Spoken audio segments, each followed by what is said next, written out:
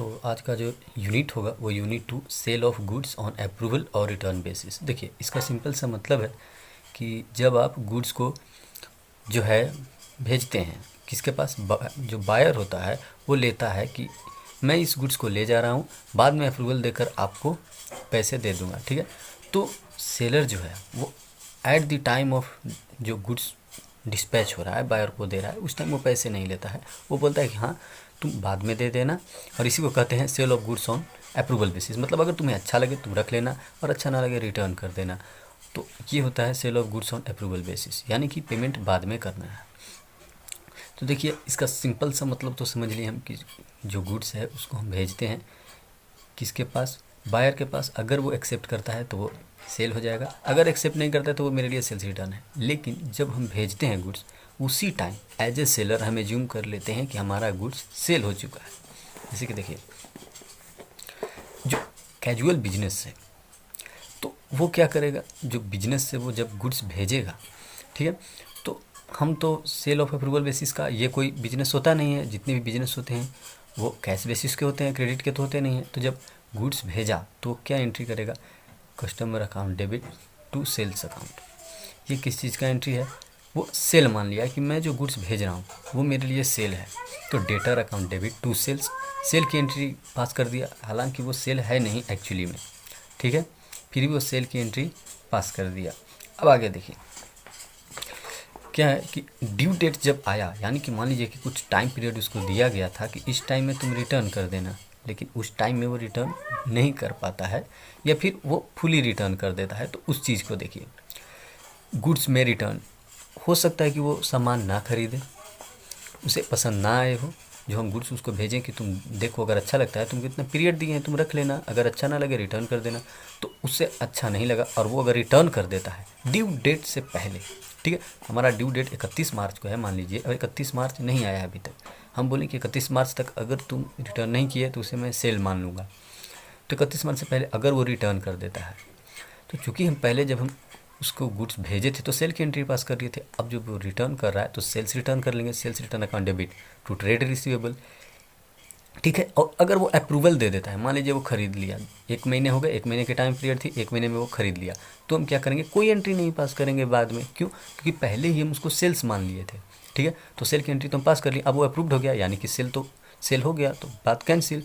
अब हम सेल की एंट्री पहले ही पास कर चुके हैं तो क्या हमें फिर से पास करने की ज़रूरत है, नहीं। लेकिन अगर वो उसी टाइम के अंडर में रिटर्न कर देता तो गुड्स तो मेरे पास आता, उसको तो हमें सेल्स रिटर्न मानना पड़ता, ठीक है। आगे देखिए क्या है कि हाँ, अगर गुड्स जो है वो हम भेजते हैं तो कभी कभी होता है कि जो हमारा डेटर मतलब बायर होता है वो कभी कभी ज़्यादा प्राइस पे उसको एक्सेप्ट करता है, ठीक है। हम भेजें उसको 10,000 का, वो एक्सेप्ट किया 11,000 पे, बाद में उसका प्राइस बढ़ गया उस गुड्स का जो उसके पास भेजे थे कि हाँ भाई 1,000 का है या 10,000 का है, और बाद में अगर वो 11,000 का हो गया, यानी कि हमारा सेल्स इंक्रीज होना चाहिए और डेटर और जो हम भेजे हैं कस्टमर के पास वो भी इंक्रीज होना चाहिए। तो जितना प्राइस बढ़ा है उसको उसी से कस्टमर को डेबिट और सेल्स को क्रेडिट। क्यों, क्योंकि जितनी अमाउंट से हमारा बढ़ा है मतलब उतना हमारा सेल ज़्यादा हुआ। मान लीजिए कि हम 10,000 का गुड्स भेजे थे तो बाद में क्या हुआ कि मार्केट प्राइस उसका हो गया 11,000, ठीक है, और अभी तक अप्रूवल नहीं मिला था, तो अब तो भाई हम 12,000 ही लेंगे ना। तो जो हम पहले एंट्री पास किए थे सेल का वो तो हम 10,000 का किए होंगे कि customer account debit to sale 10,000। तो अब क्या करेंगे उसको, और जो बढ़ गया है प्राइस उसका भी कर देंगे कि customer account debit to sales, यानी कि बढ़ गया प्राइस। वैसे ही क्या होता है कि जब हम गुड्स उसको भेजे हैं तो हो सकता है कि उसके पास जितना काम भेजें 1 लाख का, उसका प्राइस फिर बाद में घट गया, अभी तक वो अप्रूवल नहीं दिया, चेक नहीं किया अच्छे से और प्राइस घट गया।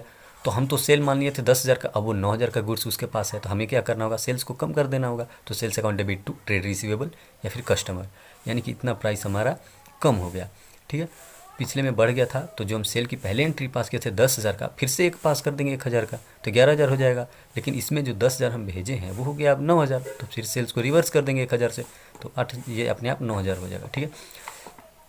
फिर क्या है कि as sale earlier credited with full which now get reduced. बिल्कुल शुरू बार जब आप सेल किए थे उसका आप तो 10,000 पे किए होंगे, लेकिन अब तो उसको कम करना होगा, ठीक है। तो वही लिखा हुआ है कि अब वो रिड्यूस हो गया अगर रिवर्स एंट्री पास करते हैं, तो जितना से कम हुआ है उससे रिवर्स एंट्री, ठीक है।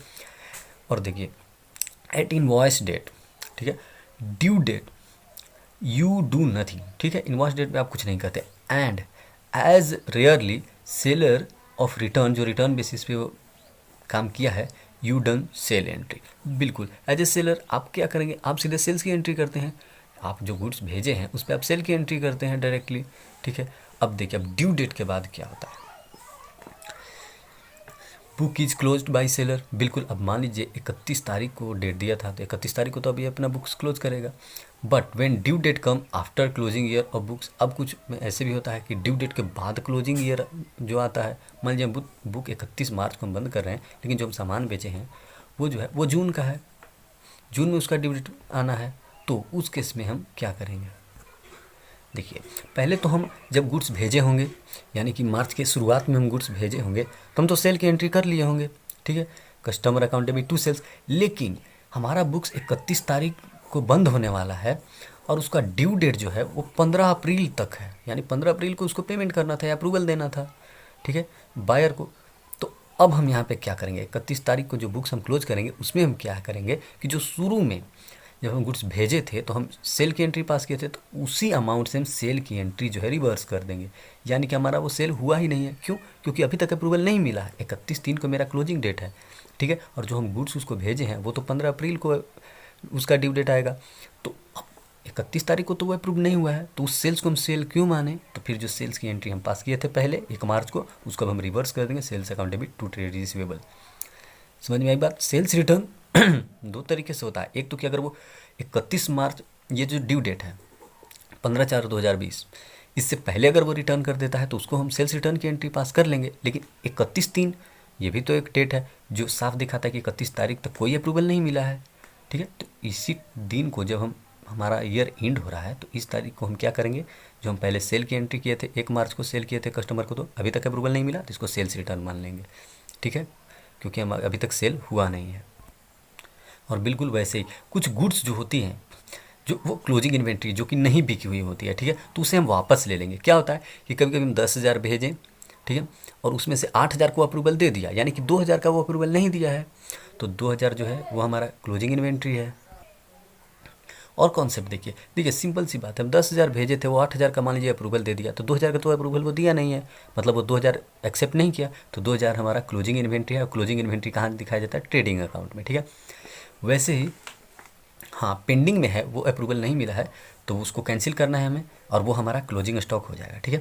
देखिए अब क्या होता है कि क्लोजिंग ईयर जब आता है, क्लोजिंग डेट मान लीजिए, उसके बाद अगर अप्रूवल मिलता है या फिर जो है वो रिटर्न करता है, तब क्या होगा। अब देखिए क्लोजिंग जब ईयर आता है, क्लोजिंग, तो हम क्या करते हैं क्लोजिंग टाइम पे, हम अगर ड्यू डेट उस दिन उसके बाद है तो हम उसको कहते हैं कि अभी तक तो हमारा बिका नहीं है और हमको बुक बंद करना है, तो उसको हम सेल्स रिटर्न की एंट्री पास कर दिए होते हैं, ठीक है।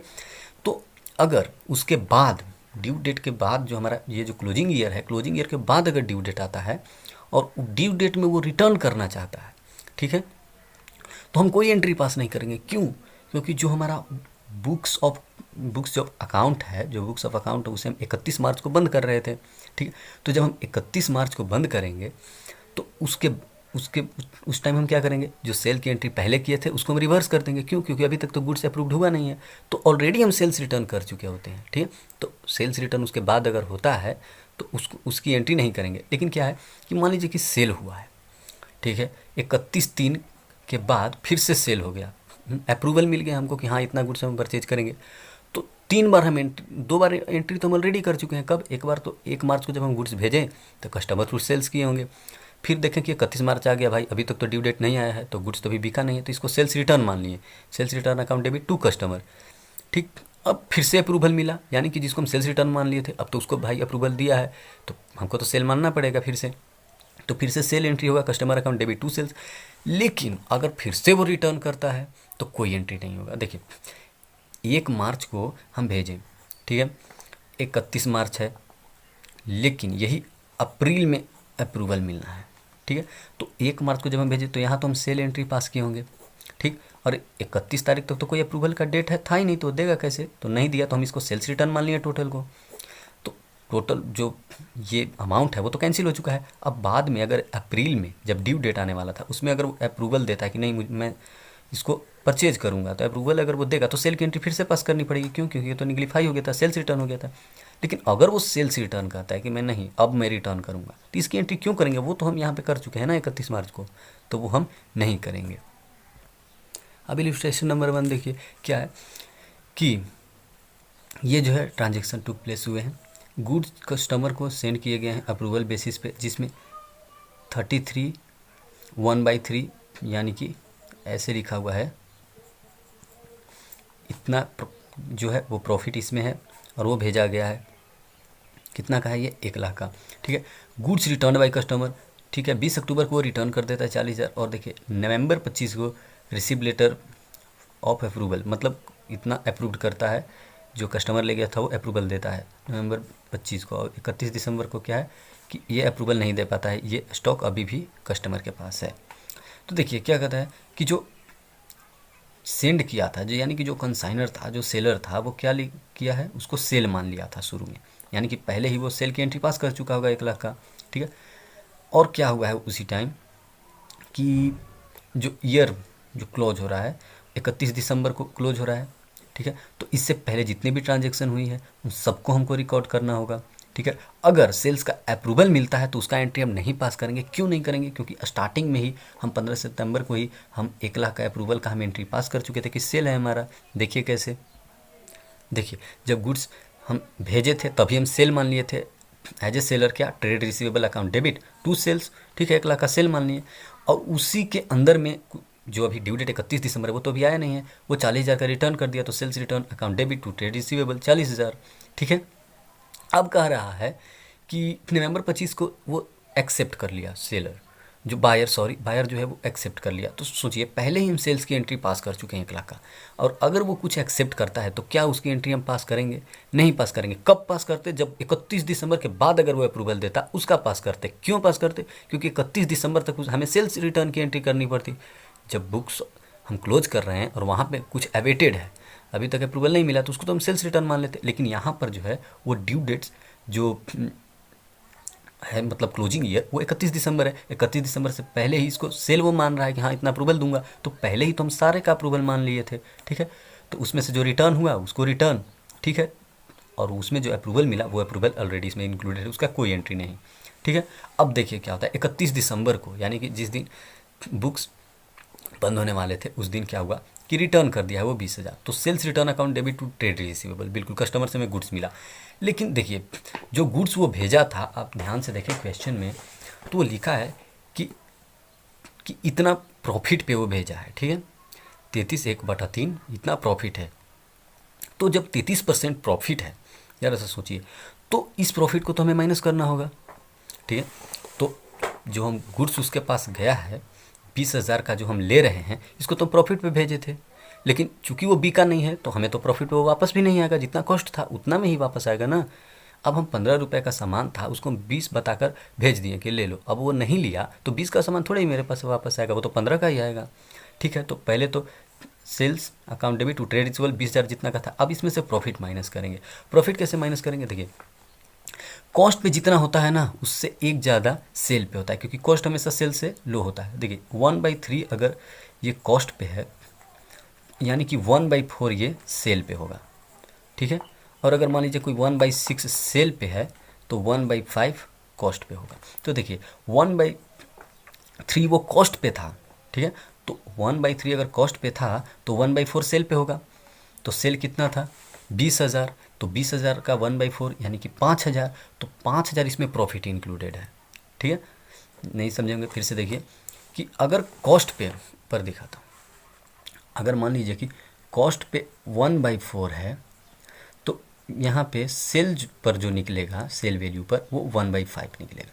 वैसे ही अगर सेल दिया हुआ है कि सेल पर प्रॉफिट हुआ है 1/7, तो कॉस्ट पे जो प्रॉफिट इंक्लूडेड है वो होगा 1/6। नीचे एक रिड्यूस कर देना है कॉस्ट में और ऐड कर देना है एक सेल में। तो वैसे देखिए 1/3 जो था वो तो कॉस्ट पे था, तो 1/3 कॉस्ट पे, तो 1/4 सेल पे। तो सेल कितना, सेल वैल्यू था 20,000, 20,000 का 1/4 5,000, यानी 5,000 प्रॉफिट था, तो 5,000 प्रॉफिट घटा दिए, तो 20,000 माइनस 5,000 यानी 15,000 का गुड्स जो है वो हमारे क्लोजिंग स्टॉक है। ठीक है। तो देखिए closing inventory account debit to trading account, ये हमारा क्लोजिंग इन्वेंट्री आ गया 15,000 का। इलस्ट्रेशन नंबर 2 देखिए क्या था उसमें कि वो गुड्स भेजा गया था अप्रूवल बेसिस पे, ठीक है। डेट था 10 फरवरी, उस दिन भेजा गया 1,20,000, ठीक है। तो देखिए 25% ऑन कॉस्ट कह रहा है, यानी कि 1/4 ऑन कॉस्ट है तो 1/5 ऑन सेल होगा। तो सेल्स रिटर्न जब हम करेंगे तो जितना हमारा गुड्स उसके पास होगा उसका 1/5 माइनस कर लेंगे, ठीक है।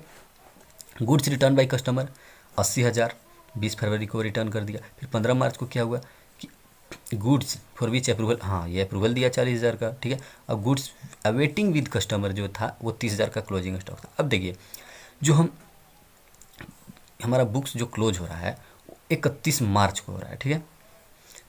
तो 31 मार्च से पहले की जितनी एंट्रीज़ हैं वो सारे को हम कंसीडर करेंगे, लेकिन अगर कोई सेल का एंट्री बीच में होगा तो उसको हम कंसीडर नहीं करेंगे। क्यों? क्योंकि सेल तो हम फर्स्ट डे ही हम सेल मान लेंगे, जितना हम भेजे हैं सब कुछ। तो उसके बाद अगर वो अप्रूवल देता है उसकी एंट्री नहीं करेंगे। अगर रिटर्न होता है तब हम एंट्री करेंगे। तो क्या होता है, additionally it had been provided that on 15 April, बाद में देखिए the customer have rejected the goods for which approval has been pending on 31 March. देखिए कह रहा है कि 15 अप्रैल को वो गुड्स रिटर्न किया। तो अब आप सोचिए जब हम 31 मार्च को हम बुक्स क्लोज किए होंगे, तो जब हम 31 मार्च को बुक्स क्लोज करेंगे तो जो हमारा अप्रूवल पहले मिल चुका है, ठीक है, इतना का सेल हो चुका है, ठीक है, और साथ ही में इतना का रिटर्न हो गया है। तो जो इसका तो जो एंट्री है वो तो हम करेंगे नहीं सेल का। क्यों? क्योंकि सेल का तो हम इसमें कर चुके हैं। जो रिटर्न है 80,000, यानी कि 80,000 में रिटर्न हो गया। तो उसके पास बच कितना रहा था 40,000 का, ठीक है। Goods for which approval given by customer, ये जो 40,000 वो अप्रूवल दिया सेल का कि हम सेल कर ले रहे हैं। 1,20,000 में 40,000 हम एक्सेप्ट कर ले रहे हैं और 80,000 जो है वो हम रिजेक्ट कर देंगे। तो ये रिजेक्ट की एंट्री होगी, ये सेल की एंट्री नहीं होगी। और ये क्यों नहीं होगी? क्योंकि सेल की एंट्री ऑलरेडी इसमें इंक्लूडेड है। देखिए इसका सोल्यूशन क्या है कि returning goods after closing year no entry. क्यों? क्योंकि 31 मार्च को ऑलरेडी जो है वो हम सेल्स रिटर्न की एंट्री कर देंगे उन गुड्स के लिए जो गुड्स अभी तक अप्रूव्ड नहीं हुए हैं, ठीक है। देखिए पहले जो हमारा 25% ऑन कॉस्ट था कितना 1,20,000, तो उसको हम सेल पे लाएँ, ठीक है। तो सेल पे लाएंगे तो आपको बताया था कि 1/4 ऑन कॉस्ट बराबर 1/5 ऑन सेल। तो कॉस्ट है 1,20,000, 1,20,000 इसका अगर 1/4 कॉस्ट पे है तो 1/5 कितना होगा 1/5 ये सेल पे हो जाएगा।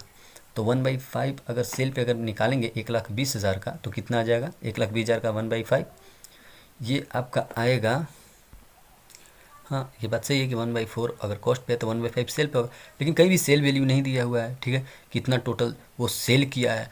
तो जो अप्रूवल बेसिस पे जो भेजा है वो कॉस्ट प्राइस दिया हुआ है, कहीं भी सेलिंग प्राइस नहीं दिया है। तो जो 25% ऑन कॉस्ट है तो कॉस्ट में ही 25% अगर हम ऐड करते हैं तो 1,20,000 का अगर 25% आप निकालेंगे तो 1,20,000 इंटू कितना हो जाएगा, वो आएगा आपका 30,000, ठीक है। तो 30,000 इसमें हम ऐड कर देंगे, ठीक है। अब सेल वैल्यू तो कहीं दिया नहीं कि सेल ऑन अप्रूवल बेसिस पे जो भेजा गया है वो ऑन सेल इतना है। यहाँ पे सिर्फ कॉस्ट दिया हुआ है, तो कॉस्ट का 25% और हमें ऐड कर देना है ताकि वो सेल आ जाए। सेल आ गया कितना 30,000 एक्स्ट्रा आ रहा था प्रॉफिट, तो प्रॉफिट और जो है ऐड कर देंगे तो 1,50,000 का टोटल हो जाएगा सेल ऑन अप्रूवल बेसिस जो हम सेल किए हैं। तो देखिए पहला एंट्री हम क्या करेंगे, पहला एंट्री हम करेंगे कि trade receivable account debit to sales. अब हम सेल्स मान लिए हैं। क्यों? देखिए 1,20,000 का तो हमारा कॉस्ट था, उस पर हम 25% जो था वो हम भेजे हैं, ठीक है। उस पर 25% का हमारा जो प्रॉफिट है वो इंक्लूडेड है, ठीक है। तो 30,000 आ रहा है, ठीक है। अब देखिए क्या हुआ कि गुड्स जो है वो कब बंद होने वाली है 31 मार्च को, उससे पहले सेल्स रिटर्न हो गया, यानी कि उतना सेल नहीं हुआ है। जितना हम सेल 1,50,000 माने हैं उतना तो सेल हुआ नहीं है। तो क्या करेंगे 80,000 का जो रिटर्न हुआ है 20 फरवरी को उसको रिटर्न की एंट्री कर देंगे sales account debit to trade receivable, ठीक है। ये गुड्स हमारा रिटर्न हो गया, ठीक है। अब देखिए 15 मार्च को क्या हुआ है कि सेल हुआ है, ठीक है।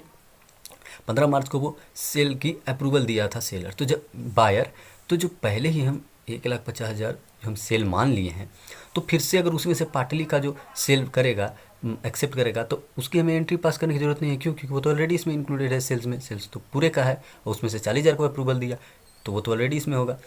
लेकिन 80,000 जो था वो पहले रिटर्न कर दिया, तो जो हम सेल माने थे टोटल उसमें 80,000 तो रिटर्न है, उसको तो एंट्री करेंगे ही हम। अब देखिए जो 31 मार्च था उस दिन क्या हुआ कि जो सेल की एंट्री हम पास किए थे उसको तो हमें हटाना होगा। क्यों? क्योंकि और जो गुड्स हैं वो अभी तक अप्रूव्ड हुई नहीं है। 30,000 का गुड्स अभी भी हमारा कस्टमर के पास है जो कि जिसको हम सेल मान चुके हैं, जिस इसमें इंक्लूडेड है वो अमाउंट 30,000। ठीक है, तो जब हम बंद कर रहे हैं अकाउंट्स और अभी तक उसका अप्रूवल मिला नहीं है, अगर मिल जाता तो हम छोड़ देते एंट्री, वो तो ऑलरेडी इंक्लूडेड होता। अब अभी तो मिला नहीं है तो अब तो हम बुक्स क्लोज करेंगे तो उसको तो हम सेल्स रिटर्न मानेंगे 31 मार्च को, तो हम सेल्स रिटर्न की एंट्री पास कर दिए। ठीक है, 30,000 30,000। अब सेल्स रिटर्न ये तो हम प्रॉफिट पे भेजे थे, वही बात मैं कर रहा था। ये देखिए कि 1/4 ऑन कॉस्ट अगर है तो 1/5 ऑन सेल होगा। तो हम सेल जो किए होंगे, जो उसके पास गया था वो तो क्या होगा इन कितना 30,000 जो हम रिटर्न ले लिए, लेकिन इसमें तो ऑलरेडी प्रॉफिट इंक्लूडेड है। इसमें प्रॉफिट है ना, जो उधर 1/4 यानी कि 25% जो दिया हुआ था वो तो 1/4 है, इसमें इंक्लूडेड था। तो 1/4 अगर कॉस्ट पे था तो ये जो सेल वैल्यू दिया हुआ है जिसको हम क्रेडिट डेबिट किए कि अब हमारा इतना बिका नहीं है अभी तक, तो सेल पे 1/5 करेंगे तो 30,000 पे 1/5 यानी कि कितना हो जाएगा 30,000 का 1/5 कितना हो जाएगा 6,000। तो 6,000 हम इसमें से माइनस कर देंगे, तो 6,000 जब हम माइनस कर देंगे तो वो गुड्स कितना का था 24,000 का था। अभी भी आप 24,000 जो है इस पे अगर जो वहाँ लिखा हुआ था कि प्रॉफिट जो है वो 25% है, 25% ऑन कॉस्ट है, तो जो कॉस्ट हमारा आया 24,000, इस पर अगर आप देखें कि 25% ऐड करते हैं तो इसका 1/4 करेंगे तो 6,000 ऐड कर देंगे तो वापस 30,000 हो जाएगा। तो हमारा एक्चुअल जो क्लोजिंग स्टॉक जो नहीं बिका वो मेरा कितना का हुआ 24,000 का हुआ। अब क्या है कि बाद में वो कहता है कि 15 अप्रैल को कि मैं उसको सेल्स रिटर्न मान लेता हूँ। कौन कहता है? बायर, कि मैं उसको परचेज नहीं कर रहा हूँ, दे दे रहा हूँ। तो उसकी एंट्री तो मैं ऑलरेडी पास कर चुका था 31 मार्च को कि हाँ भाई इतना गुड्स उसके पास है, वो अप्रूवल नहीं देने वाला तो उसे सेल्स रिटर्न हम मान लेते हैं। तो बाद में अगर वो हमें पता चलता है कि वो सेल्स रिटर्न वो किया है, वो तो हम पहले ही एंट्री कर चुके थे 31 मार्च को जब बुक्स बंद कर रहे थे, तो फिर से एंट्री करने की ज़रूरत है नहीं। अगर इसका अप्रूवल मिलता जो हम सेल्स रिटर्न मान लिए थे 30,000 का 31 मार्च को, अगर वो बाद में अप्रूवल देता तो 30,000 को फिर से सेल्स मान लेते। क्या करते? Trade receivable account debit to sales. लेकिन यहाँ पर तो बोल रहा है वो रिटर्न कर दिया। जब वो रिटर्न किया तो ऑलरेडी तो हम यहाँ पर रिटर्न की एंट्री पास कर लिए 31 मार्च को, तो क्यों बाद में हम पास करें? यह था इलस्ट्रेशन नंबर 2। अब 3 देखते हैं। देखिए इलस्ट्रेशन नंबर 3, इसमें क्या है कि 1,50,000 का जो गुड्स है वो जो भेजा गया था वो अभी तक अप्रूवल उसका नहीं मिला है, यानी कि क्लोजिंग डेट आ गया, अप्रूवल नहीं मिला। ठीक है, 1,50,000 का था और उसका अप्रूवल क्लोजिंग ईयर तक मिला ही नहीं है। ठीक है, और ये देखिए 33 1/3 ऑन सेल है, तो ज़रा सा सोचिए 1/3 ऑन सेल, तो सेल हमेशा बड़ा होता है, यानी कि 1/2 ऑन कॉस्ट होगा, नीचे एक घटा देना है। ठीक है, तो देखिए क्या कह रहा है कि 1,50,000 का अभी तक अप्रूवल नहीं मिला है। तो ये डायरेक्ट क्वेश्चन है, यहाँ पे सीधे बोला है कि हमें 1,50,000 का अभी तक अप्रूवल नहीं मिला लेकिन क्लोजिंग डेट आ गया है और उसको हम प्रॉफिट पे भेजे थे, तो हम सेल्स रिटर्न की जो है वो एंट्री पास कर लेंगे 1,50,000 का। लेकिन हमें पता है कि सेल्स रिटर्न की अगर हम 1,50,000 की एंट्री पास कर रहे हैं तो उसमें जो प्रॉफिट इंक्लूडेड है उसे हमें माइनस कर लेना है। क्यों? क्योंकि हम तो प्रॉफिट पे भेजे थे 1,20,000 का, मान लीजिए सामान था, उसको हम 1,50,000 करके भेजे, तो क्या वो एक्चुअल में 1,50,000 का सामान था? नहीं, वो तो 1,20,000 का था। तो जो आएगा तो उसमें से जो 1/2 ऑन कॉस्ट आ रहा है वो 1/2 इसका हाफ माइनस कर लेंगे। ठीक है, और देखिए क्या होता है कि तो क्लोजिंग ईयर पे तो हम सेल्स रिटर्न मानने ही वाले हैं। ठीक है, कि क्लोजिंग ईयर आ गया, अभी तक अप्रूवल नहीं मिला, तो ये हो गया हमारा sales account debit to customer. लेकिन उसके बाद क्या होता है कि वो 75% जो है वो अप्रूव्ड कर लेता है कि नहीं अब मुझे 75% चाहिए।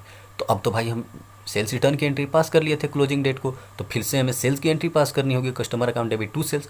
लेकिन 25% फिर से रिजेक्ट हो गया, तो जो हम 1.5 लाख रिजेक्ट हम माने थे उसमें तो ये भी रिजेक्टेड था, तो इसकी एंट्री हम नहीं करेंगे। क्यों नहीं करेंगे? क्योंकि 31 मार्च को इसको कर लिए थे और 31 मार्च को जो हम किए थे उसको टोटल पे किए थे, यानी कि टोटल जितना सेल्स रिटर्न सारे को सेल्स रिटर्न मान लिया। उसमें 75% बाद में अप्रूवल मिला तो 75% अप्रूव कर दिए, और उसी में 25% जो बाद में सेल्स रिटर्न हमें मानना है वो ऑलरेडी इसमें इंक्लूडेड था जब हम सेल्स रिटर्न की एंट्री किए। तो इसकी एंट्री देखिए, ये देखिए जब हमें अप्रूवल नहीं मिला और 31 मार्च आ गई तो क्या करेंगे, sales account debit to trade receivable full amount से 1.5 लाख से। लेकिन हमें पता है कि जो हमारा सामान होता है उसमें हम प्रॉफिट ऐड करके भेजे होते हैं, जिस प्रॉफिट को हमें माइनस करना होगा, क्योंकि प्रॉफिट पे थोड़े ही हमारे पास आएगा, वो तो जितने का था उतना का आएगा। तो 1/3 ऑन, अगर वो सेल था तो 1/2 ऑन कॉस्ट, तो 1/2 निकालें तो 1.5 लाख ये जो अमाउंट है वो उसका हम अगर 1/5 जो हमारा गुड्स है वो रिटर्न आया और सेल पे है, यानी कि जितना हम सेल किए तो उसमें प्रॉफिट 1/3 था, तो सेल हम 1,50,000 का दिए, तो 1,50,000 पे 1/3 निकालें तो कितना आ गया 50,000, तो 50,000 को माइनस कर दिए 1.5 लाख में से। देखिए अब यहाँ पे हम क्या कर सकते थे कि जो 1/3 ऑन कॉस्ट है, ठीक, सेल है, उसको 1/2 आप बोलें कि 1/2 क्यों नहीं किए आप, इसका 75,000 माइनस करते। देखिए ये जो है वो हमारा इन्वेंट्रीज विद कस्टमर है, ठीक है। अभी ये स्टॉक हमारा किसके पास है, ये है बायर के पास। देखिए यहाँ से समझिए, बोला है कि 33% ऑन सेल, ठीक है, 1/3 ऑन सेल यानी 50% ऑन कॉस्ट, तो हम पहले कॉस्ट निकालेंगे। तो जो 1.5 लाख भेजा था उसका जो प्रॉफिट इतना है उसको हम घटा दिए 33, 1/3 इसमें से माइनस करेंगे तो 1 लाख हमारा कॉस्ट है, तो कॉस्ट का 1/2 यानी कि 50,000 जो है वो सेल में इंक्लूडेड है प्रॉफिट का, ठीक है। तो 50,000 माइनस किया तो 1 लाख बचा, तो inventories account debit to trading account 1 lakh. I hope समझ में आया होगा आपको। देखिए 1.5 लाख को भेजा था जिसमें 33% वो प्रॉफिट था, सेल पे भेजा था 33% प्रॉफिट था, तो सेल पर अगर 33% इसका माइनस कर लेंगे सेल वैल्यू में से तो कॉस्ट आ जाएगा, ठीक है। तो कॉस्ट आ गया 1 लाख। अब 1 लाख जो कॉस्ट आया इसका बोला है कि हमें 1/2 जो प्रॉफिट इसमें इंक्लूडेड होगा, 1/3 अगर सेल में था तो 1/2 कॉस्ट में होगा, तो 1/2 अगर कॉस्ट का करेंगे तो 50,000, तो इस 50,000 को इसमें से हम माइनस कर देंगे तो 1 लाख आएगा। 1 लाख का हमारा स्टॉक मेरे पास आ गया, inventories account debit to trading account. अब क्या कहता है कि 75% फिर से अप्रूव्ड हुआ है, यानी कि क्लोजिंग डेट को तो हम सबको सेल्स रिटर्न मान लिया, जितना स्टॉक था हमारे पास आ गया, उसके बाद सेल हुआ है, तो जितने का सेल हुआ है उसका हम फिर से एंट्री पास करेंगे, ठीक है। अब देखिए फिर से क्या हुआ कि 75% जो एक्सेप्ट हुआ है उसका हम एंट्री करेंगे, trade receivable account debit to sales 75% of 1 lakh हम कॉस्ट पे दिखा रहे हैं, ठीक है। तो 75,000 होगा। लेकिन अगर यहाँ पे आप एज्यूम कर सकते हैं कि ये जो है वो अगला अप्रूवल मिला है उसको हम प्रॉफिट कंसीडर कर ले रहे हैं, तो आपको क्या करना होगा, वो 1,12,500 लिखना होगा। क्या लिखना होगा, trade receivable account debit to sales 1,12,500, 1,12,500। और एजम्पशन में लिखना होगा कि हाँ आप प्रॉफिट पे बेचे हैं, 33 1/3 के प्रॉफिट पे आप बेचे हैं, ठीक है। तो 33 1/3 अगर आप प्रॉफिट में बेचे हैं सेल पे, तो जो कॉस्ट है उसका आपको 1/2 इसका हाफ 37,500 ऐड करना होगा, 37,500 ऐड करना होगा, यानी कि आप सेल मान लिए।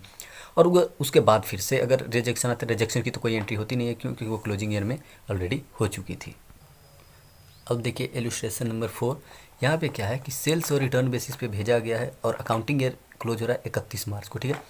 देखिए कितना भेजा गया है, 250 के @ से भेजा गया है और टोटल 200 गुड्स हम भेजे हैं, जिसको हम 250 पे भेजे, लेकिन उनका कॉस्ट कितना है 200, यानी कि जो ₹50 है 200 पे वो हमारा प्रॉफिट है, ठीक है। ऑन सेल और return basis and debited to his account. क्या होता है कि 200 भेजा जिसकी कीमत थी 200 ही सब पे, लेकिन वो 250 करके भेजा 200 गुड्स। आगे देखिए क्या करता है कि 31 मार्च को जब गुड्स की जो एंडिंग ईयर थी, जो बुक्स ऑफ अकाउंट की वो तो ख़त्म होने वाली थी, उस दिन को क्या हुआ कि 50 रिटर्न कर दिया और 70 जो थे 70 वेयर सोल्ड, 50 जो है वो रिटर्न कर दिया, 70 को सेल कर दिया, यानी कि एक्सेप्ट कर लिया। और अभी भी रिटर्न का जो डेट है वो एक्सपायर नहीं हुआ है। तो देखिए अगर उसके पास 200 हम भेजे हैं, ठीक है, उसमें से वो 50 रिटर्न कर दिया, जिसकी एंट्री तो हम करेंगे, क्यों, क्योंकि हम अभी रिटर्न वो कर दिया, पहले हम सेल उसको मान लिए होंगे। वहीं पे अगर दूसरी बात करें कि 70 सेल कर दिया, 70 सोल्ड, उसकी तो हम कोई एंट्री नहीं करेंगे, क्यों, क्योंकि शुरू में हम सेल की एंट्री कर चुके होंगे। तो 200 में से 50 रिटर्न कर दिया, 70 सेल कर दिया, तो बचा कितना 80 गुड्स, जो कि क्लोजिंग स्टॉक है हमारा। तो 80 गुड्स जो बच रहा है उसका एक्चुअल प्राइस कितना होगा, जो उसके पास भेजे हैं वो 250 भेजे हैं, ठीक है, उसके पास भेजे हम 250 से, लेकिन जिसको सब्ट्रैक्ट करेंगे वो 200 के कॉस्ट के अनुसार। देखिए क्यों, 80 का 250 से हम भेजे थे, ठीक है, तो उसको हम दिखाएंगे किस पे, कॉस्ट पे, रिटर्न जो होगा वो कॉस्ट पे होगा। तो 80 और @200 जो हमारा कॉस्ट पे होगा। देखिए इसकी एंट्री, देखिए जब हमारा रिटर्न हुआ 31 मार्च को, ठीक है, 50 यूनिट्स तो वो रिटर्न कर दिया था। तो जब वो रिटर्न किया तो स्टार्टिंग में तुम सबका सेल माने होंगे जितना भी हम भेजे हैं। तो जो रिटर्न किया 50 यूनिट्स, तो उसको 50 @ 250 पे पहले इनवॉइस पे जितना प्रॉफिट था उसकी हम एंट्री किए कि हाँ प्रॉफिट पे जो हम भेजे थे वो वापस आ रहा है। तो 12,500 ठीक है। ये तो हो गई सेल्स रिटर्न की एंट्री। जो पहले हम एंट्री किए थे वो क्या था, सेल की होगा। अब रिटर्न हो गया विद स्पेसिफिक टाइम, तो उसको हम सेल्स रिटर्न मान लिए। अब देखिए आगे क्या है 31 मार्च को कि गुड्स का अप्रूवल मिला ही नहीं, ठीक है। तो जो ओरिजिनल एंट्री हमारा जो हम सेल का किए थे कितने का में नहीं मिला है अभी तक, तो वो मिला 80 का। 80 यूनिट्स नॉट येट रिटर्न और अप्रूव, कोई अप्रूव्ड ही नहीं मिला है तो उसको भी हमको रिटर्न मानना होगा, ठीक है। तो 80 गुड्स @250, यानी कि 20,000 का गुड्स उसके पास है, अभी तक तो कोई अप्रूवल दिया नहीं है। तो जो हम लिखें कि 20,000 का गुड्स उसके पास है मेरा, जो वो रिटर्न नहीं किया है, तो एक्चुअली में उसका कॉस्ट कितना होगा। तो देखिए एक्चुअली में उसका कॉस्ट जो होगा वो इसका जो 1/5 निकलेगा, वो इसका कॉस्ट निकलेगा। क्यों, देखिए @50 वो मोर पे भेजा है, तो @50 वो लेस कर देंगे हम। तो वहाँ पे साफ लिखा हुआ था कि @250 आप भेजे हैं, लेकिन इसका था कितना, 200 का था, @200। तो 80 को 200 से आप करेंगे तो कितना हो जाएगा, 16,000। तो 16,000 हमारा जो एक्चुअल कॉस्ट था वो हमारा अब स्टॉक बचा हुआ है कस्टमर के पास। तो inventories with customer to trade. देखिए इलस्ट्रेशन नंबर 5 में जो है इसमें कंसेप्ट नया ये है कि इसमें अब होगा कि जो गुड्स हम भेजे हैं उसकी प्राइस बढ़ भी सकती है घट भी सकती है जब कस्टमर के पास हम भेजे हैं। तो देखिए जो कैली कंपनी है वो सेंड की है, डायरेक्ट बात पे आते हैं, 100 गैस कंटेनर जितना हमारा बड़ा है वो एंट्री पास करेंगे। Trade receivable account debit to sales, यानी कि 6 से फिर से बढ़ गया है उसका एंट्री, ठीक है। और वो कितनों पे, जो ये 20 जो पीस है 20 @300, ये 6,000 हो जाएगा, ठीक है। तो जो 20 जो थी ये 300 अबव हुई थी, तो 6,000 हो गया, ठीक है। और बाकी जो भी 20 कंटेनर के अलावा थे वो सभी का प्राइस तो ऊपर नीचे हुआ नहीं है, तो जो 20 का जो ऊपर हुआ है उसको हम दिखा दिए 6,000 से। अब देखिए अब क्लोजिंग डेट भी ख़त्म हो गया और 80 पीस अभी भी उसके पास बची हुई है, ठीक है। तो 80 पीस बची हुई है और हम उसको भेजे थे 1200 पे, ठीक है। तो ये तो इनवॉइस प्राइस हो गया हमारा, ठीक है। तो जब ये इनवॉइस प्राइस हो गया, देखिए हमारा कॉस्ट कितना का था, 900 का था, उसको भेजे हम 1200 पे थे प्रॉफिट ऐड करके, तो 1200 पे हम रिटर्न कर लिए। तो sales return account debit to trade receivable. लेकिन क्या वो सच में हमारा इतना का था, 1200 का था? नहीं, वो तो @90 का था ना, जो स्टार्टिंग में लिखा हुआ है, पर ये जो कॉस्ट है वो 90 का था। जब कॉस्ट 90 पे था तो वो तो हमें माइनस करना होगा। क्यों? क्योंकि देखिए 96,000 जो यहाँ आया ये तो आपका आया टोटल 1200 के रेट से। अगर आप जो 80 जो उसके पास जो बचा हुआ था उसको आप दिखाएं कि जो क्लोजिंग स्टॉक उसके पास बचा हुआ है हमारा 120 को, तो वो प्राइस जो बढ़ गया है उसका हम दिखा दें कि 6,000 से और बढ़ गया, तो 6,000 की सेल की एंट्री पास कर दिए। और एक पहले हम एंट्री पास किए होंगे जो किए होंगे @1200 से, अब 300 से बढ़ के 1500 हो गया है, तो फिर से 300 से बढ़ा दिए, 6,000 कर दिए, तो टोटल 15,000 हो गया होगा वो। लेकिन यहाँ अगर बात करें तो 80 जो गुड्स थी वो कितनी पे होनी चाहिए थी, @9 जो हमारा कॉस्ट था, ठीक। तो कॉस्ट पे लिख दिए 72,000, लेकिन सेल जो हम एंट्री रिवर्स किए जो प्रॉफिट इंक्लूडेड है वो 96,000 @1200 जिस पे भेजे थे। लेकिन एक्चुअल में जो मेरा परचेज प्राइस यानी कि कॉस्ट था वो 72,000 था, तो 72,000 से उसको हम लिख दिए closing inventory account debit to trading account. देखिए इलस्ट्रेशन नंबर 6, इसमें क्या है कि जो गुड्स भेजा है वो कितने का, @200 से वो भेजा है, ठीक है। ऑल सम ट्रांजेक्शन हाई व ट्रीटेड लाइक अ सेल, वो सेल मान लिया है पहले ही और पास कर लिया है डे बुक से। और क्या होता है, just day before the end of the financial year, 24 मार्च को क्या होता है, यानी कि 31 मार्च को जब बंद होने वाला था, तो 24 मार्च को क्या होता है कि जो मशीन भेजे गए थे 280 पे, ठीक है, उसमें से जो 90 जो मशीन थे वो 250 पे एक्सेप्ट किए गए। अब बताइए जब हम सेल एंट्री किए होंगे तो वहाँ तो हम 280 पे किए होंगे कि 280 का हमारा सेल हुआ, लेकिन सेल एक्चुअल में कितना हुआ, उसका प्राइस डाउन हो गया है, वो @250 का बचा, यानी कि 30 से हमें सेल्स की रिवर्स एंट्री करनी होगी, वो कम का हुआ। तो 30 के @19 90 जो है वो @30 यानी कि 2700 सेल्स की रिटर्न कर देंगे। क्यों रिटर्न एंट्री करेंगे? क्योंकि 280 पे हम उसको भेजे होंगे, तो पहले ही वहाँ पे हम एंट्री कर लिए हैं सेल्स का, तो 280 पे किए होंगे 90 का, लेकिन उसको करना कितने पे है? 250 पे, तो 30 से रिड्यूस कर देंगे। ठीक है, कोई बात नहीं। एंड नो रेस्ट, नो मतलब अब आगे अब कोई भी रिपोर्ट नहीं है उसके बारे में। तो ठीक है, जब क्लोजिंग ईयर आएगा तो उसको तो हम सेल्स रिटर्न मानेंगे जो बाकी के गुड्स हैं। तो देखिए सबसे पहले कि सेल एंट्री जो ऑलरेडी पास हो गया है उसको पास करने की ज़रूरत नहीं है, लेकिन जो 280 पे हमको 90 गुड्स थे 280 पे, लेकिन उसको एक्सेप्ट हुआ 250 पे, यानी कि 30 का भी उसका वैल्यू रिड्यूस करना है। तो जो हम सेल एंट्री शुरू बार पास किए होंगे वो तो हम 280 पे किए होंगे, तब उसको 30 से लो कर देते हैं।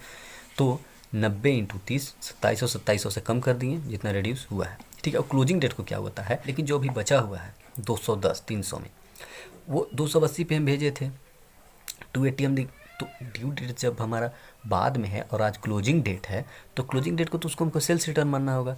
तो sales return account debit 58,800 to trade receivable कितना 210 का 280 जो हम भेजे थे, लेकिन जो 280 हम भेजे थे क्या ये 280 एक्चुअल प्राइस था? नहीं, इसका एक्चुअल प्राइस जो था वो था 200, यानी कि 210 @ 200 ये कॉस्ट प्राइस था। तो कॉस्ट प्राइस पे ही वो वापस आएगा, तो कॉस्ट प्राइस से वापस आ गया closing inventory account debit 42,000 to trading account 42,000।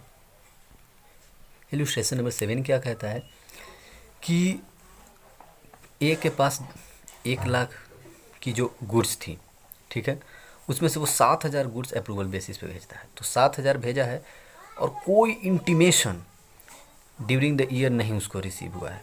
ठीक है, और भेजा कितने पे था? 25% ओवर द कॉस्ट प्राइस। बिल्कुल, अगर 1/4 कॉस्ट प्राइस पे है तो 1/5 सेलिंग प्राइस पे रहा होगा। तो वो भेजा किसको किसको था? जो 7,000 भेजा था वो मिस्टर एक्स को भेजा था 4,000, और 3,000 भेजा था मिस्टर वाई को। कोई वो लोग डेट जब क्लोज हुआ 31 मार्च तो वो लोग कुछ भी अपना इंटीमेशन नहीं दिए, यहाँ भाई हम एक्सेप्ट किए हैं कि नहीं किए हैं। तो टोटल जो है वो सेल्स रिटर्न की एंट्री हम पास कर लेंगे उस दिन को, कोई अप्रूवल ही नहीं मिला है तो। लेकिन उसके बाद क्या होता है कि एक्स जो है वो कहता है कि मैं एक्सेप्ट कर लिया हूँ। अच्छा, तो जो हम सेल्स रिटर्न की एंट्री पास कर लिए थे तो हमारा सारा सेल खत्म हो गया था और फिर से अप्रूवल मिला है तो इसकी एंट्री होगी। वहीं अगर बात करें कि Y return the goods on 10 April, जो हम 31 मार्च को ऑलरेडी सेल्स रिटर्न की हम एंट्री पास कर देंगे, उसके बाद वाई रिटर्न कर रहा है तो इसको हम नहीं इंक्लूड करेंगे। क्यों? क्योंकि उसकी एंट्री तो हम पास कर चुके हैं सेल्स रिटर्न की, जिसमें ये भी इंक्लूडेड है। अब इसका सोल्यूशन देखते हैं। ये देखिए वाई के लिए नो एंट्री होगा। क्यों? क्योंकि सेल एंट्री जो था वो तो ऑलरेडी पास्ट हो गया था, सेल्स रिटर्न की एंट्री वो तो ऑलरेडी 31 मार्च को पास हो गया होगा, तो कोई एंट्री नहीं करेंगे। तो देखिए क्या होता है, 7,000 जो गुड्स जो भेजे गए थे अब उसकी तो हम सेल्स रिटर्न की एंट्री करेंगे क्लोजिंग डेट को। ठीक है, तो 7,000 जो 4,000 3,000 दोनों को भेजा गया एक्स वाई को, उसकी हम एंट्री कर लिए 7,000 7,000। ठीक है, अब देखिए क्या है कि जो इन्वेंट्रीज थी वो क्या सच में 7,000 की थी? नहीं, ये जो हम सेल्स रिटर्न मान रहे हैं क्लोजिंग डेट को वो 7,000 की नहीं थी। उस पर जो है वो 1/4 कॉस्ट पे थी, और ये तो सेलिंग प्राइस है 7,000। तो सेलिंग प्राइस में 20% अगर हम माइनस करेंगे तो वो होगा 5600, यानी वो 1400 आएगा। तो 5600 7,000 में से 1400 घटा देंगे तो 5600। ये तो हम रिटर्न कर लेंगे। चलो भाई, अब हमारा ये जो 7,000 था वो क्लोजिंग डेट पे कुछ भी मिला ही नहीं है उनसे। ठीक है, अब आगे देखिए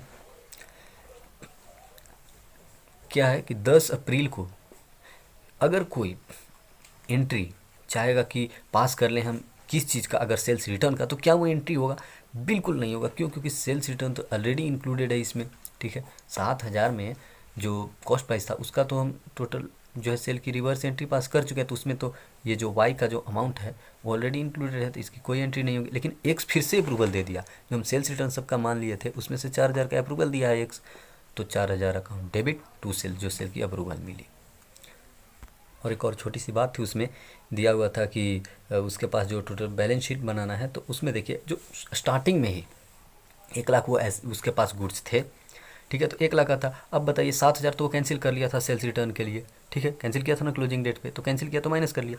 फिर क्या कह रहा है कि आगे दिया हुआ था कि 60,000 इन्वेंट्री अभी भी जो है वो आया है। ठीक है, तो उस 60,000 को हम ऐड कर लिए, और जो अप्रूव्ड हो गया, जो सेल जो रिटर्न हम कर लिए, सॉरी जो अप्रूव नहीं हुआ, जो क्लोजिंग स्टॉक हमारा है जो रिटर्न आ गया, ये भी हमारा स्टॉक हो गया एसेट साइड, तो ये भी 5600 हम ऐड कर लिए, तो टोटल 1,58,600 ये ऊपर दिया हुआ था। इतना का हम कैंसिल किए थे। ठीक है, और इतना फिर से फर्दर इन्फॉर्मेशन में है, प्लस जो सेल ऑन अप्रूवल कैंसिल हुआ है वो 5600 ऐड कर लिए 1,58,600। तो ये था टोटल एक्सरसाइज प्लस कॉन्सेप्ट। देखिए sales on approval basis chapter का प्रैक्टिकल क्वेश्चन नंबर 1 बहुत आसान है। इसमें क्या है कि डेट है मई का 2, 8, 12, 18, 20 और 27। कस्टमर कौन है? PBQDER, उन लोगों को इतने की सामान भेजी गई है, ठीक है, अप्रूवल बेसिस पे। और क्या कहता है कि P&Q रिटर्न द गुड्स, ठीक है। P और Q जो है वो गुड्स रिटर्न कर देते हैं। BDE वो लोग एक्सेप्ट कर लेते हैं, BDE के हम लोग एक्सेप्ट कर लेते हैं, एक्सेप्टेड। और ये जो R है इसके बारे में कोई इन्फॉर्मेशन नहीं है, यानी कि ये अभी पेंडिंग में रहेगा, ठीक है। तो और बोला है इसमें कि सेल्स और रिटर्न अकाउंट बनाएं और P का अकाउंट बनाएं, ठीक है। P जो कि रिटर्न कर दिया है गुड्स विद स्पेसिफाइड टाइम, और जो कोई अप्रूवल नहीं मिला है वो पेंडिंग रहेगा। तो देखिए अकाउंट बनाना है, तो देखिए कैसे अकाउंट बनाना है, इसका दिखाता हूँ। देखिए ये जो है वो सेल की एंट्री पास किया हो गया, तो जितने भी गुड्स हैं, यानी कि ये देखिए 15,020, 35, 28, 63, 366, 167 और 26, 93,000 को वो सेल माना पहले, ठीक है। तो सेल्स और रिटर्न अकाउंट जो है सेल क्रेडिट बैलेंस होता है इसका, तो क्रेडिट साइड 93,000 टोटल सेल है, ठीक है। उसमें से क्या है कि जो सेल हो गया है, जो लोग एक्सेप्ट कर लिए हैं, कौन कौन एक्सेप्ट किया है, तो देखिए बी एक्सेप्ट किया, डी और ई, तो कितना 20, 3, 23 और 1, 24,000 का वो एक्सेप्ट कर लिए हैं, ठीक है। तो एक्सेप्ट का हो गया 2 सेल्स, अप्रूवल दे दिए वो लोग कि हाँ हम सेल मान लिए। वहीं जो लोग रिटर्न किए हैं वो 43,000, कोई कौन कौन रिटर्न किया है, पी रिटर्न किया है, पी और क्यू, तो 15 और 28, 43,000 वो रिटर्न आ गया, ठीक है। और इतना सेल्स, और जो अप्रूवल नहीं मिला है, जो पेंडिंग है, पेंडिंग वो 26,000 का जो आर के पास है, ठीक है। और पी का अकाउंट बोला था, देखिए उसके पास सेल्स और रिटर्न से भेजे थे हम 15,000 क्रेडिट, और वो 15,000 बिक भी गया है, वो एक्सेप्ट कर लिया था, तो 15,000 खत्म। आगे देखते हैं इलस्ट्रेशन नंबर 2, वो क्या कहता है कि 31 दिसंबर 2020 को आईपी पे, इनवॉइस प्राइस पे जो गुड्स हैं वो 3,000 के हैं जो कि कस्टमर के पास हैं।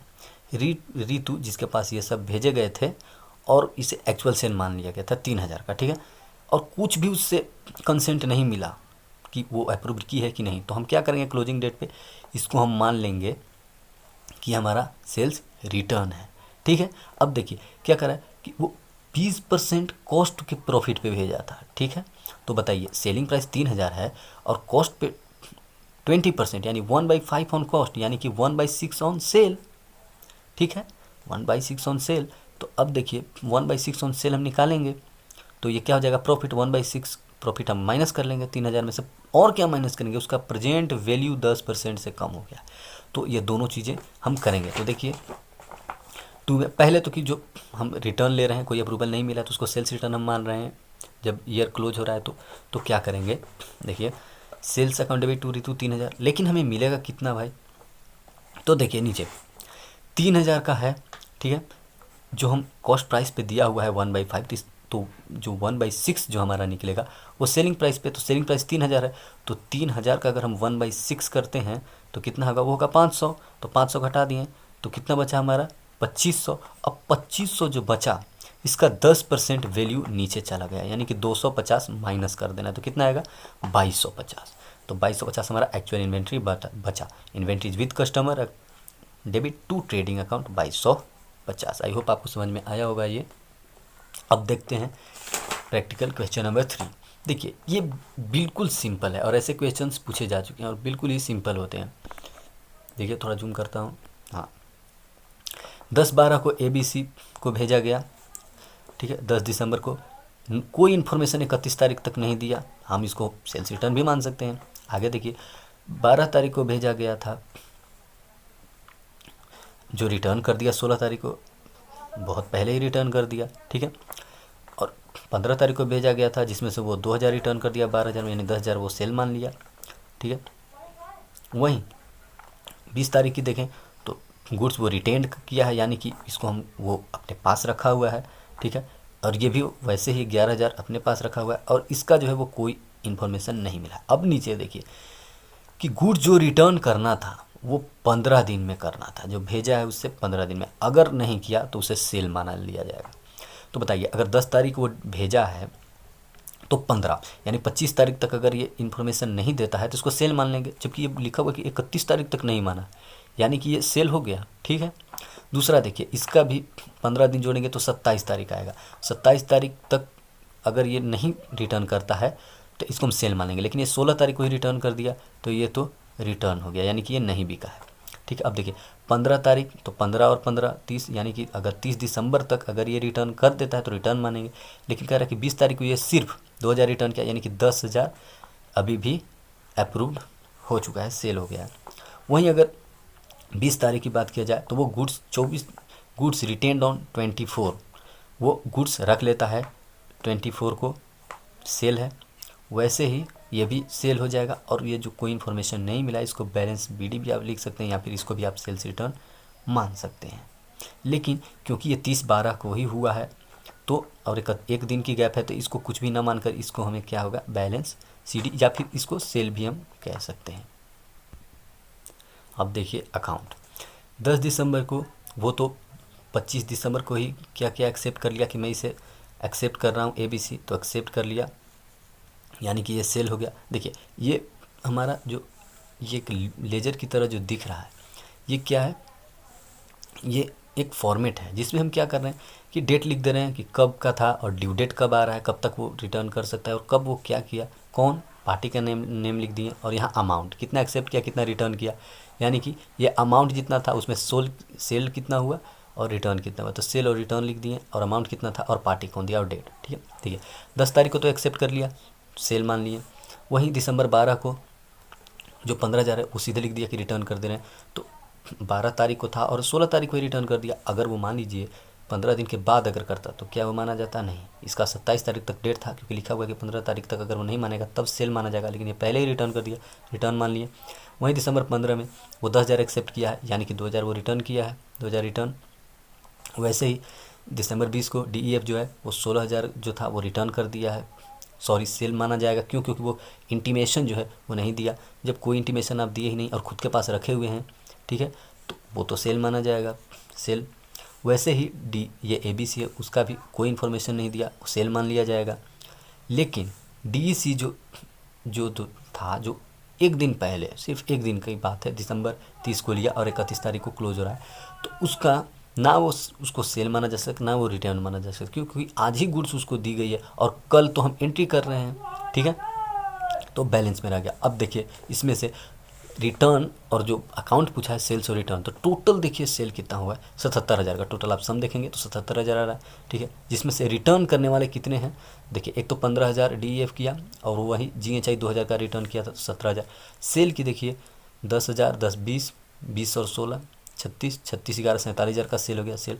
और बैलेंस CD जिसका कुछ पता नहीं है कि क्या वो करेगा, वो 13,000, तो 13,000 इधर जो हम टोटल सेल मान लिए, और इधर जो रिटर्न हुआ, जो एक्चुअल सेल हुआ और जो बचा हुआ है वो दिखा दिए। तो ये था total good sales on approval basis.